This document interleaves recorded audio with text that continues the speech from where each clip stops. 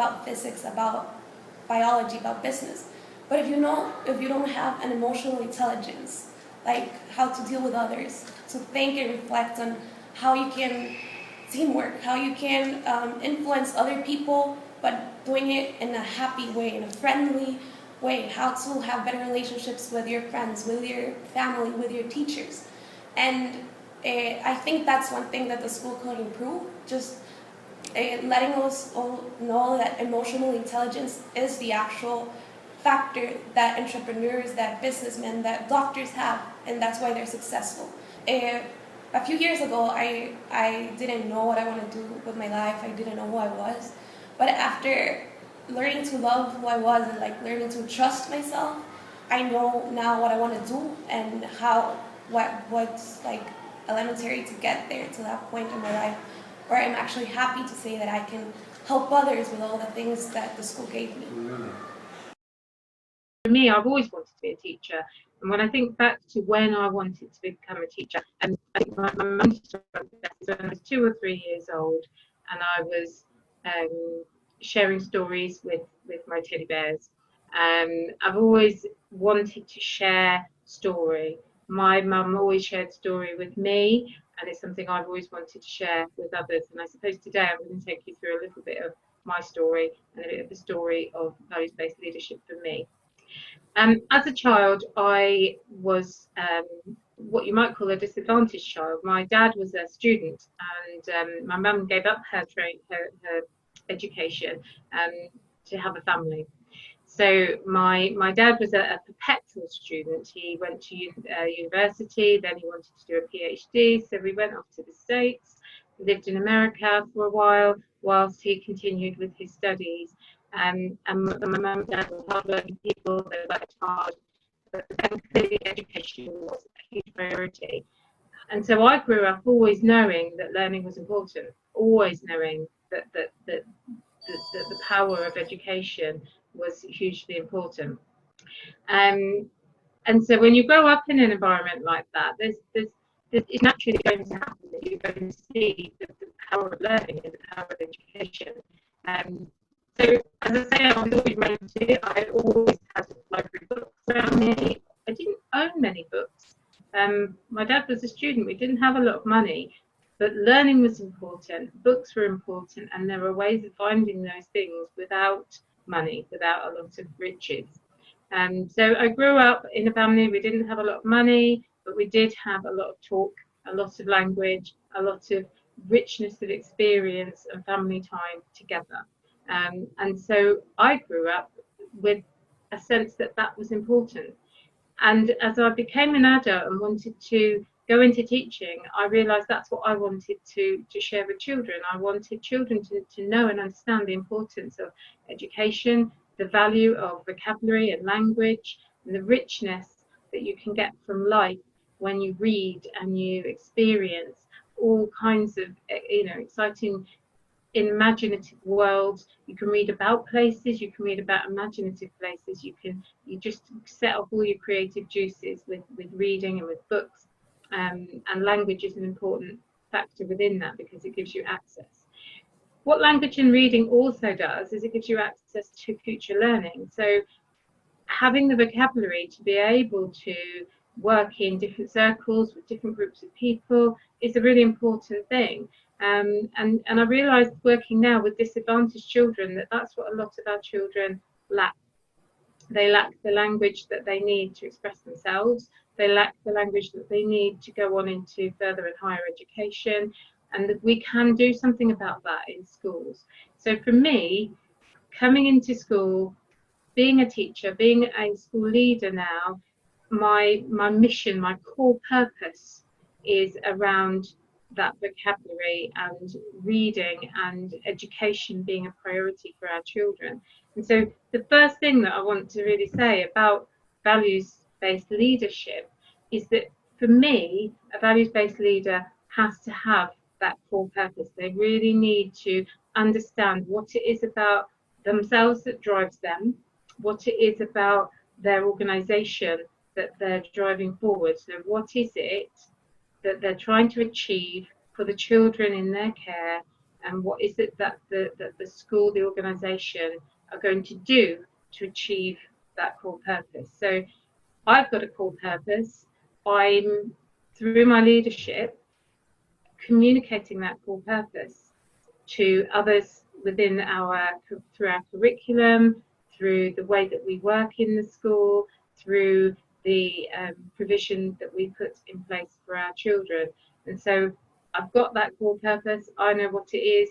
Our school has that core purpose. They know what it is. The children have that core purpose. They know what it is. So it's important, I think, that you absolutely know what you're about as a values-based leader, and that's what you are doing in this job, and that's what you're doing in your organisation. And then there's the integrity within that. So everything we do is driven by this core purpose. We know what we're about, we know what we're trying to achieve, and we hold tight to that. We have integrity around that, and that's what drives us. That's what drives our decisions.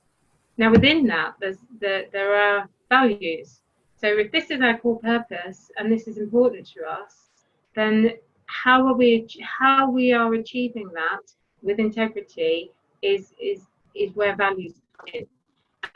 Values-based leadership in a school, so a head teacher, a leadership team, our class teachers, our teaching assistants, our children, we're all leaders, and we're all leading ourselves and others through this journey to achieve the core purpose. So for me, core purpose, absolutely essential. Without that, I don't know how you run a school, let alone run a values-based school, because you need to know what it is that you're trying to achieve, and then you need to stick with that. So that's for me the first and most important thing. Now within that, obviously, as you can probably tell, I'm about making a difference. And so with that core purpose, the core purpose is about making a difference. And in this case, for me, it's making a difference to the lives of our children through the power of education, language, and the richness of reading, and the importance of that in education. But we make a bigger difference than that. So those things are core, and they're a big part of what we do. They're not all of what we do. As a values-based school and as a values-based leader, along the way, I want children to understand and learn for themselves the importance that they play, the important part that they play in their community. Sorry, Nigel, I've kind of lost my flow there for a minute. I'll come back to that. No problem. Okay. Where did I get up to? You're talking about the children making a difference. Yeah, I'm going to just kind of come back to the whole altruism thing. So with our core purpose and holding tight to our core purpose, and having integrity within that core purpose, the next thing for me that I was thinking about was altruism, that making a difference. So as a leader, I want to make a difference to the lives of the children in my care. I want the teachers and the staff who work in our schools to really understand what a difference they are making and how they can impact on the lives of others. And so we're out there making a difference for our children's lives. Our children can make a difference within their own lives, and they can make a difference within their community. So the message that we're trying to send out as a school, as an organisation, is that we're making a difference. Now, some of that difference is around the children having that richness of language, having access to text, being passionate readers, and being, really focused on their education. But the reason that they're doing that is to make a better world.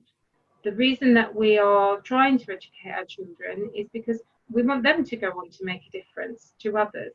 And so the things that we do in our values-based schools and the leadership that we display, the leadership behaviours that we adopt, are about making a difference for others, with others, to the community, not because it makes us successful, not because we're going to be top of the league tables, not because we're going to be the best school, but because we want to make a difference. And to me, that it's about taking that core purpose and pushing that core purpose through and achieving it in a way which the only reward, is knowing that you're doing that you're making a difference. And so altruism is a really important part of this, that we're not doing it to have press coverage or to have everybody applauding us. It's about knowing that what we're doing is important and that we're doing it because it's important. We are making that difference. So having an altruistic approach in our thinking is essential, that we're not doing this for some extrinsic reward. The intrinsic reward is there, that we are achieving what our core purpose is. We're making that difference. So to me, altruism is a really important leadership value that a values-based leader would present in every dimension. From there, I think another really important point about a values-based leader is that they're always positive. A values-based leader will always find the bright side of a situation, will always look for the silver lining.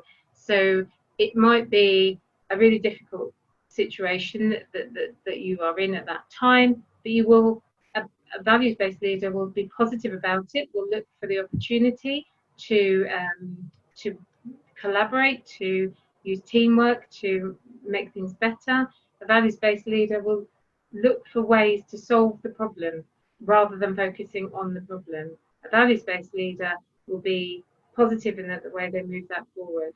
They'll see a challenge as an opportunity, and they will look for what can be gained so that they come out of it better. So, for example, right now we find ourselves in this really challenging and very strange situation with a global pandemic. And already I can see values-based leaders around me, rather than focusing on, oh, it's so hard, it's so difficult, how are we going to do this, how are we going to get through it? A values-based leader is thinking, right, okay, this is what we need to do, let's get it done. Who can I involve? How can I make sure that everybody has clear communication, that we all know what we're doing, that everybody feels safe, that feels secure, they feel that we're organised, and they will tackle the problem and they will solve it with others and supporting everybody to feel safe and to feel secure. But more than that, a values-based leader will be thinking, okay, what can come from this which will be better than before? So as an example of that, we can't mark children's books right now. So when we come back to school, we know that potentially taking in 30 books and the teacher marking them and handing them back out to the children is potentially a transmission risk. But for a long time, we've been thinking that we'd like to do marking differently. We'd like to feed back to children in a more constructive, more impactful way, which is more direct and which doesn't involve quite so much workload for teachers. The distance marking of taking the books in, marking them and giving them back again doesn't work for all children. And so it's a perfect opportunity. If we can't take the books in because we're worried about transmission risk, then let's see what we can do to feed back to children in a different way. So straight away, a values-based leader is thinking, not, oh dear, we can't mark books, we won't have marking, how will children get their feedback? They're thinking, how can we do this better? And then how can that better way be carried forward into the future so that what we get as a result of this is a better way for children to get feedback on their learning, which doesn't impact on teachers' workload negatively, but impacts on learning really positively. So to me, a values-based leader is somebody who's always thinking to solve a problem and then to find a better future. So not only do we solve the problem, we benefit from having had the problem to solve in the first place. So values-based leadership is really focused on positivity. From positivity comes compassion. So we're as a person, I'm naturally a positive person. I tend to go into a situation and see it as a positive thing, but I know that not everyone is like that. I know that some people are more anxious than I am. I know that some of my staff are very anxious about the current situation. Some of my staff don't tackle problems in quite the same way as I do. They see a problem as a problem, and it takes a bit of work to help them to see it as an opportunity to do something new and do something different.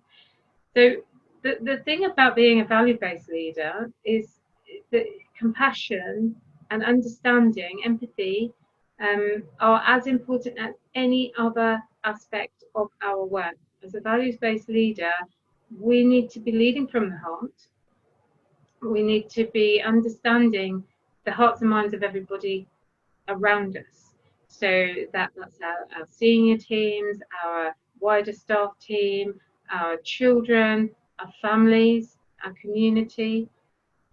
We need to understand the people that we're working with and see them as people. Our staff are not human resources, they're human beings, and they each have their own set of personal, private situations and circumstances. They'll all have families, mothers, brothers, sisters, aunts and uncles, grandparents, children, and we have to recognise and understand that at times some of our staff, some of our families, some of the people that we work with will have challenges that we won't know about, and may have illnesses that we can't see, may have difficulties that we will never be aware of. And I guess the point in all of this is to have compassion and understanding that what we see is not always what it appears. So sometimes, for example, if a member of staff, a teaching staff member, if performance drops in the classroom, for example, somebody who's been a brilliant teacher, suddenly we're starting to see some things fraying around the edges. Maybe a lesson observation doesn't go well. Maybe the children's behaviour is starting to be a bit challenging. Maybe we're noticing that they're not keeping up with their work, that they're missing deadlines. But rather than go in and think, right, okay, well, this person needs to pull their socks up, I'm going to go and set some targets and have a strong word with them. A values-based leader with that compassion and leading from the heart will sit down with that staff member, that teacher, and find out what's going on for them, because there's obviously something behind it. And I would say that that's the case in every situation where performance isn't as positive as you might like it to be. Nobody goes into teaching and works with children for any other reason but that they want to make a difference. That's the reason people come into education. They want to make a difference. It might not always be the same core purpose that you have as a values-based leader, but they have come into it to make a difference. They want to do the right thing for children. So a values-based leader knows that, and you're going to sit down with that staff member and find out what's going on for you. Is there something that I can help with? Is there something I just need to understand? Is there, is it a training need? It could be a whole plethora of things, from their own health to somebody else in their family's health, to just they're having a bit of a difficult time at the moment. Maybe they've got a new baby at home and they're not sleeping as well as they usually do. There could be all kinds of reasons. So a values-based leader will find out what those reasons are. It's the same with children. We know that when children misbehave, that they're trying to tell us something, that they're communicating through their behaviours. So when we look at children who are struggling in the classroom, we look to understand what is going on for them. The values-based leader in a values-based school will absolutely work with compassion at the heart of what they're doing, that empathy, understanding, and leading from the heart. So when we take our organisation forward, we're working with all of our staff who are all feeling supported and understood and on board, and that their core purpose is our core purpose. We're all communicating effectively, we all understand what we're about, and we're all on the same page. And that will only really come when we take time to get to know people, to understand them, and to have empathy with their situations, to recognise that they are human beings, they're not human resources, and that our children are people with their own personalities and their own emotions and thoughts and feelings. And so it's really important that everybody feels understood, and that only comes from compassion. So from compassion, consistency it's all very well having that compassion and understanding and empathy, but actually if you yourself as a values-based leader are going into school and one day you're all happy and joyful and the next day you're miserable and grumpy yourself, that's not going to be helpful to other people, because whilst we as a values-based leader will take time to understand and recognise in others that they're having a difficult time, what we need to do is to be consistent and to be steady and to be predictable, so that when people are looking at us, they know what they're going to get. So a values-based leader won't be one of those leaders that comes in one day singing and dancing and being full of joy, the joys of spring, and the next day grumpy and moody and criticizing everybody. A values-based leader will be consistent, consistently positive, consistently focused on the core purpose, consistently compassionate. We will consistently be wanting to make a difference. So we're steady and we are predictable. And when people come to us with a problem, they're going to get a solution-based approach. When they come to us with a worry, they're going to have our compassion. When they come to us with an idea, we're going to embrace it, and we're going to talk through how we can seize that opportunity and make something brilliant from it. So when a values-based leader is approached by staff members, by community members, by the pupils, and they come to talk to us, they know what we're getting. They're getting the same person every single time they come in.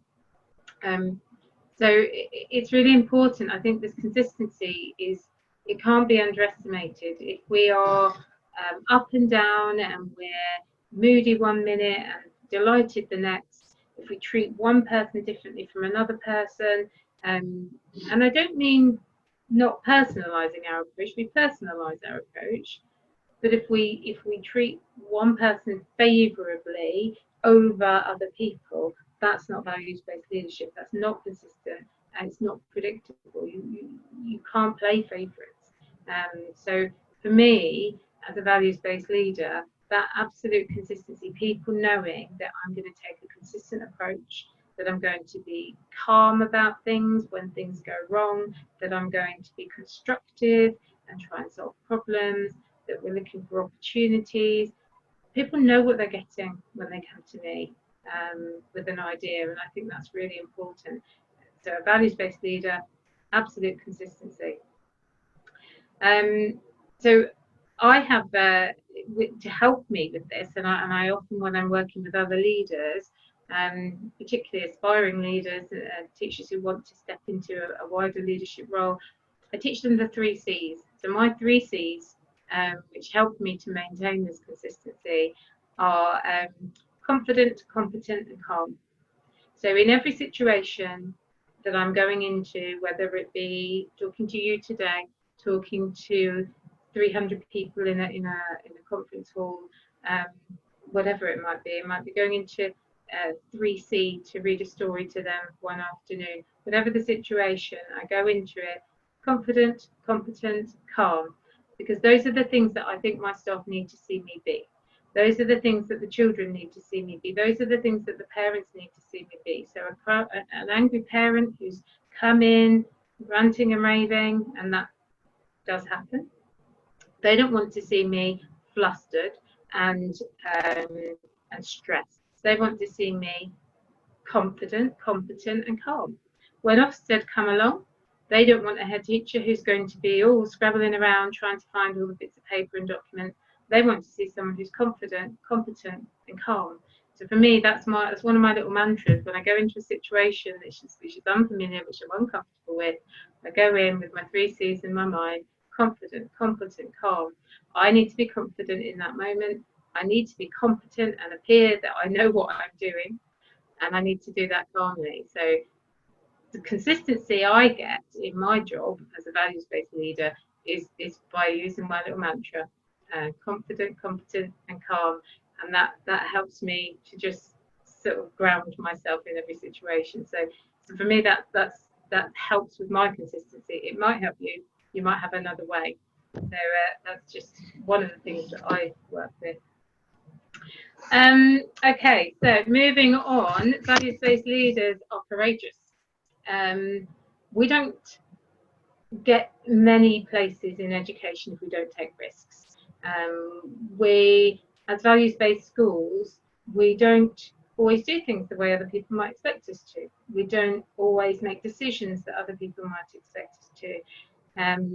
I don't believe in hot housing children and super boosting and all of those things. If we want to get our children to achieve the best result, that means we address it through the curriculum, we address it through high quality teaching and learning, we address it through a holistic approach where children are given the breadth of the curriculum, they're given opportunities to be out in their community, out in the natural world, as well as in their classroom with their books and doing traditional sort of paper and pencil learning. The children need all of those things, and we as a school have to have the courage to stand by our convictions. We want to make a difference. Our core purpose is to do that, to make a difference. We want to give children language, we want to give them richness of experience, we want them to have the tools that they need to go on and be successful, and we have to have the courage to stand by what it is that we want to do to help those children to achieve that. I don't believe that children who get great SATs results at the expense of their wider learning experiences are going to go on and do brilliant things, because they would have missed out on some of the important parts of life that our children do achieve. So our children go out and they experience the world, they go and experience their community, they give back to their community, they become a part of the place that they live in. And I think that that's as important as it's more important actually than doing a grammar exercise that's going to help them to achieve 110 on their SPAG test at the end of the year. So, you know, we're all driven by assessments, and I know every education system is different. So not everybody watching this is going to have a test at the end of the year which is going to assess whether or not their children are successful. Ours does in England. We have the English maths testing system, but if all we taught was English and maths, all our children would be able to do is read and count. We want them to do more than that. I want them to be able to read about things and then go off and see it and explore it and have new ideas and generate thoughts and feelings and come up with imaginative and creative suggestions for the future. I want our children to be inventors of the future, or to be doctors and scientists, and you know, if I want them to be all these amazing things, I have to give them more than English and maths. And so we have to have the courage to stand by that and to not fall in the traps that other schools have fallen into. So as a values-based leader, we stand by what we are about, and we're about making a difference through particular ways of working. We stand by our guns, and we take that integrity of our core purpose really seriously. So yes, we want children to have excellent language, and we want them to really love reading, and we want them to embrace their learning in all aspects. And the way that we're going to do that is through giving them a breadth of experience, and we're not going to be pushed into doing things in a particular way. So again, coming back to the current situation with COVID-19 and everyone coming back to school in September, there's a lot of talk about catch-up programs and children being super boosted back to where they needed to be, where they should have been had we not had this difficulty. My view on that is that we have to have the courage to say, when the children come back into school, we're not going to super boost them. We're going to get them back on track. We're going to give them what they need. We're going to help them to feel safe. We're going to help them to feel secure. We're going to help all of our staff and all of our community to feel safe and to feel secure. And then we're going to get back to the learning routine and the learning habits. And we're going to take our new systems and new approaches, and we're going to embed those, and we're going to make a better education system in our schools as a result of this. And so we have to have the courage to stick by that, rather than be pushed into doing something that somebody else thinks is the right thing to do. So for me, a values-based leader has courage. You take risks, you do what you believe is right, and if it doesn't work, then you take a different route, which leads me into resilience, because things won't always go according to plan, but a resilient values-based leader will bounce back. So having that bounce back ability to be able to say, okay, that didn't work, or okay, this unexpected difficulties come our way. So I mean, everything about education is unexpected right now, and a values-based leader has taken that positive approach. They've worked with compassion, they've had the courage to take risks, and they will find a way through this. And if something doesn't work, they will try a different thing, and we will keep coming back to the core purpose, and we'll keep trying different ways until we find what's going to work for our schools, for our children, for our communities, our staff, and we're going to make it work.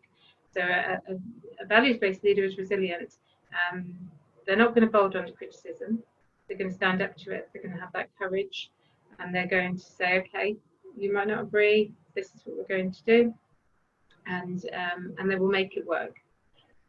So having that resilience to not let a problem phase you, I think, is a really important thing for a values-based leader. And it kind of comes back to my confident, competent, calm. We take that approach that, you know, okay, this hasn't worked, we're going to try something else. Maybe one thing won't work for one person, but it will work for somebody else. We'll try a different approach for this other person. And so just having that resilience to keep working it through and working it through until we get it right is a very important aspect. Okay. So with that resilience and the courage, I'm just going to take you to another one of my mantras. This is the mantra that I probably use more than any other. So as a values-based leader, I've had 29 years now as a school leader. So many of those as a teacher, and then as a deputy head teacher, and I've been a head teacher now of 4 schools. One of my schools I've been head of for 16 years, and I've been head of 2 other schools during that time as an executive. So at the moment we have in Chantry, which is my substantive post, about 700 children, 150 staff, and we're part of a multi-academy trust, which I also lead, with about 300 staff and about 1,500 children. Now, obviously, in a big organisation like that, things are going to come our way which we're not expecting. Things are going to come along which aren't going to be smooth running. So taking all those values that we've spoken about today into account, this is my kind of ultimate mantra, that nothing is insurmountable. If I walk in a room and I can see people are having a really stressful moment, I will say to them, you know, it's fine, we will resolve this, nothing's insurmountable. So I recall an incident which happened a couple of years ago. I'd recently been appointed as executive head teacher of a school that we've been supporting, and who had lost their head teacher to work burnout, to be honest. So she'd moved on, found another position, and the school was struggling for leadership, so they asked me to step in, which I did, and I had supported the school before.